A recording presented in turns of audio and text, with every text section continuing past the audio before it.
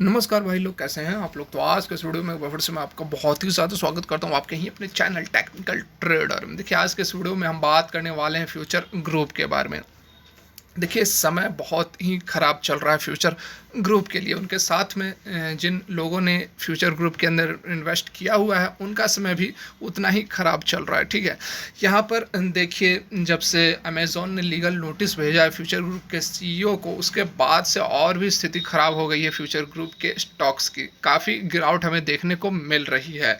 यदि शुक्रवार की बात करें तो शुक्रवार को 6 से 7% के आसपास फ्यूचर रिटेल में गिरावट थी, 4 से 5% के आसपास एंटरप्राइजेज में थी। बाकी सभी स्टॉक्स में अच्छी खासी गिरावट हमें देखने को मिल रही है।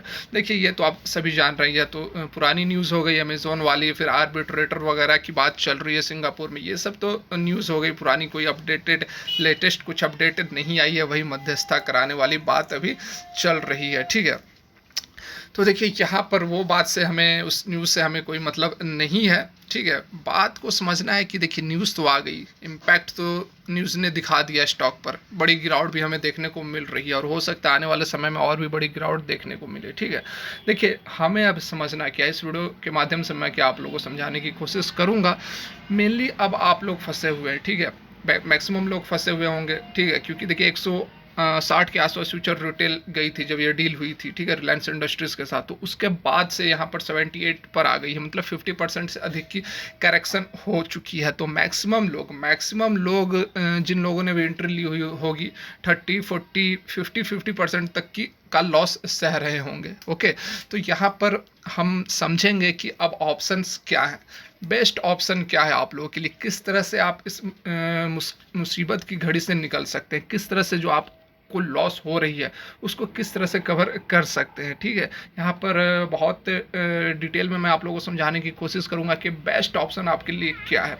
ठीक है, सबसे पहले तो बिल्कुल भी पैनिक चिंता करने की ज़रूरत नहीं है, क्योंकि देखिए, जो खबर आ चुकी है उस खबर को हम बदल नहीं सकते, हम और आप बदल नहीं सकते। जो गिरावट फ़िलहाल चल रही है, हमारे और आपके बोलने से यह गिरावट रुकने वाली नहीं है। तो एक स्ट्रेटजी है, अपनी स्ट्रेटजी के अकॉर्डिंग काम करेंगे तो जो जो लॉस है वो लॉस मिनिमाइज करने की कोशिश करेंगे, और जब तेज़ी आएगी तो तेज़ी को मैक्सिमाइज करेंगे। ठीक है, तो बस रिक्वेस्ट ये करना चाहूँगा कि वीडियो अच्छी लगे तो वीडियो को लाइक करके हमारा हौसला बढ़ाएं, और चैनल को सब्सक्राइब नहीं किया है तो लेटेस्ट और जेन्युइन इन्फॉर्मेशन के लिए सब्सक्राइब कर ले। तो चलिए वीडियो को आगे बढ़ाते हैं।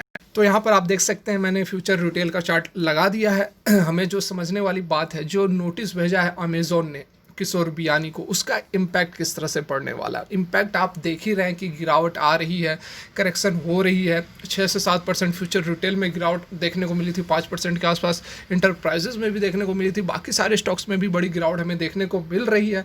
तो आने वाले समय में भी इस खबर का इम्पैक्ट आपको इसी तरह से देखने को मिल सकता है। ओके, तो यहाँ पर आप लोगों को करना क्या चाहिए।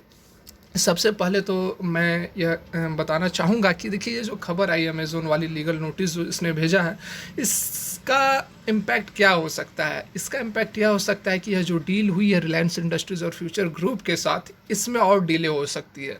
जो रिकॉर्ड डेट की बात हो रही है उसमें डिले हो सकती है। ओके, यहाँ पर और भी कुछ रेगुलेटरी अप्रूवल्स बाकी थे, उसमें कुछ देरी हो सकती है, जैसे कि सीसीआई की अप्रूवल बाकी थी, एक्सचेंज की अप्रूवल बाकी थी। तो ये सब तो ज़्यादा बड़ी चुनौती नहीं है, समय अभी लगेगी बस इसमें। अमेज़ॉन ने जो लीगल नोटिस भेजा है, जो आर्बिट्रेटर वगैरह का जो प्रोसेस चलेगी अभी सिंगापुर में, तो इसमें समय लग सकती है। तो देखिए, समय लगेगी मतलब कि जो डील है वह एक्सटेंड होगी तो मतलब कि यह जो स्टॉक है वह या तो और थोड़ा बहुत करेक्ट होगा या फिर इसी रेंज में ट्रेड करते रहेगा। तो इसमें मेनली हमें करना क्या है, हमें करना यही है, वेट एंड वॉच की रणनीति अपनानी है, उसके साथ में लेवल और सपोर्ट्स पर भी ध्यान रखना है। ओके, यहाँ पर देखिए, बहुत सारे लोग ऐसे भी कह रहे हैं कि वो लॉस बुक कर लेते हैं फिर बाद में एंट्री कर लेंगे। तो मुझे नहीं लगता है कि यहाँ पर लॉस बुक करना अच्छा स्ट्रेटजी होगी, क्योंकि देखिए, एक तो आपने जो इसमें लिया होगा फ्यूचर रिटेल की यदि बात कर ले तो आपने देखिए मिनिमम तो 100, 110, 120, इससे नीचे तो आपने पोजीशंस नहीं ली होगी। ठीक है, तो यहाँ पर यदि आप 78 पर एग्जिट होते हैं तो ऑलरेडी आप मोटा लॉस अपना उठाओगे। ठीक है, 30%, 20-30% आप लॉस कवर करोगे यदि आप यहाँ पर एग्जिट होते हो। ओके, तो देखिए, यहाँ पर प्रॉब्लम यह नहीं है कि आप एग्जिट हो जाओगे, लॉस तो आप बुक कर लेते हो। ठीक है, लेकिन यहाँ पर जो प्रॉब्लम आएगी कि जब इसमें तेज़ी आएगी और तेज़ी तो इसमें आनी है, एक तेज़ी तो इसमें ज़रूर आएगी। 100 फ्यूचर रिटेल की यदि बात कर लूँ तो अभी 78 पर है, तो एक जो अपर सर्किट लगेगी 100-110 तक के आसपास, तो एक बार अपर सर्किट कंटिन्यू इसमें लगनी ही चाहिए, ठीक है। तो यहाँ पर यदि आप लॉस बुक करके निकल जाते हो तो उसके बाद आपको एंट्री लेने का मौका मुझे लगता है कि नहीं मिलेगा, क्योंकि देखिए जो स्टॉक है, केवल यही स्टॉक नहीं, पूरे फ्यूचर ग्रुप काफ़ी गिर चुके हैं, काफ़ी ज़्यादा गिर चुके हैं, ठीक है। यहाँ पर या काफ़ी नीचे अपने इंट्रिंसिक वैल्यू से तो ऑलरेडी बहुत नीचे चल रही है। तो यहाँ पर मुझे जहाँ तक लगता है, चलिए मैं अभी लेवल्स की को भी डिस्कस कर देता हूँ कि आपको किस तरह से आगे स्ट्रेटजी रखनी है।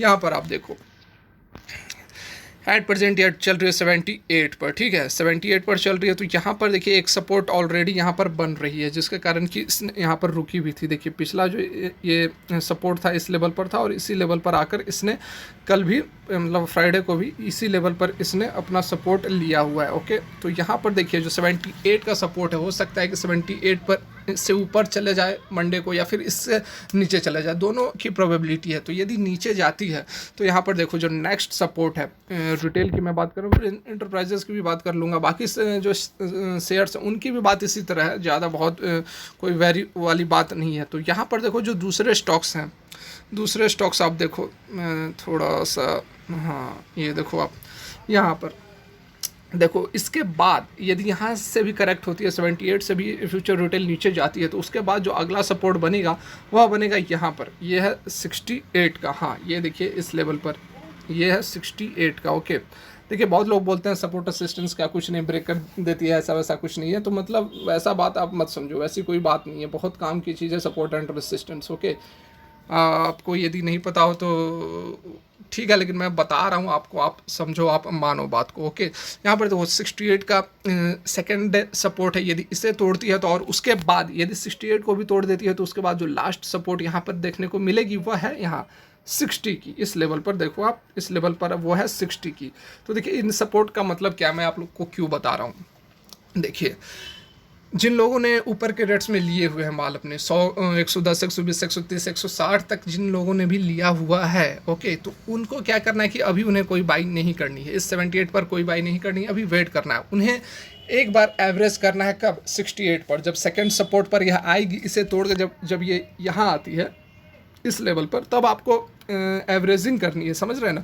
अब एवरेजिंग कितनी करनी है वो आप समझो, क्योंकि आपने कैपिटल कितना लगाया हुआ है, आपको लॉस कितना हो रहा है, और आप कितना उसमें इन्वेस्ट कर सकते हैं, ठीक है, वो सब आपकी कैलकुलेशन है। लेकिन आपको इस लेवल पर एवरेज करनी है, एक बार 68 के लेवल पर एक बार एवरेज करनी है, और उसके बाद यहाँ से भी गिरावट आती है, और जो कि आ सकती है, मैं प्रोबेबिलिटी की बात बता रहा हूँ कि हो सकती है कि 68 को भी यह तोड़ दे। तो उसके बाद आपको जो सेकेंड एवरेजिंग करनी है वह करनी है आपको इस लेवल पर, इस लेवल पर वो है 60 पर। 60 पर आपको एवरेजिंग कर लेनी है। अब कितनी करनी है, तो आपको एवरेजिंग अच्छी करनी चाहिए, मतलब कि आप एवरेजिंग उतनी कर लो कि उसके बाद आप यह सोच के रहो कि अब इससे नीचे नहीं जाएगी, अब अगर इससे नीचे जाती है तो फिर आपको वेट करना है, बस वेट करना है। ओके, तो मुझे जहाँ तक लगता है कि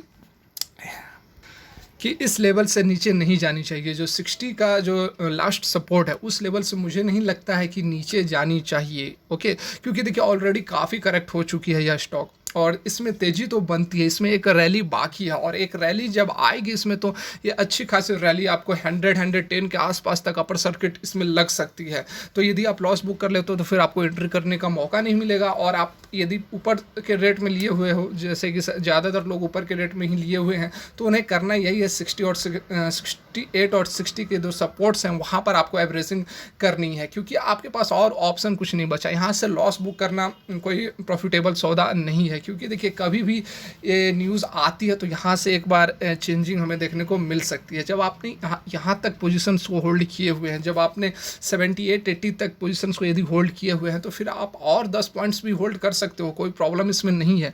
ज़्यादातर लोग इसमें लॉस बुक कर लिए होंगे, क्योंकि जिन्होंने 150, 140 पर लिया होगा वो उन्होंने तो लॉस बुक कर ही लिया होगा, मैक्सिमम लोग, कि मुझे जहाँ तक लग रही है बात।